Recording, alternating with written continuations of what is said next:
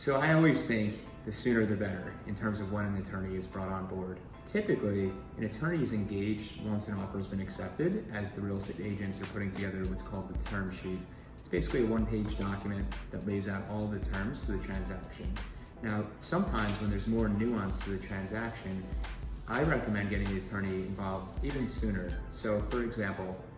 if someone's purchasing, and let's say they live in France, and they want to think through how they want to take title,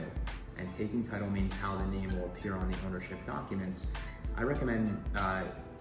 making the introduction to the attorney early on in the process so that the attorney can give their point of view on the best way to take title, whether it's in a limited liability company, in a trust, maybe in their individual names, if circumstances permit, and then also point out any potential risks or thoughts. So maybe given the circumstances, it might make sense for that particular client to reach out to a CPA or an accountant or any other third-party advisors, really just to make sure that the deal is being structured to their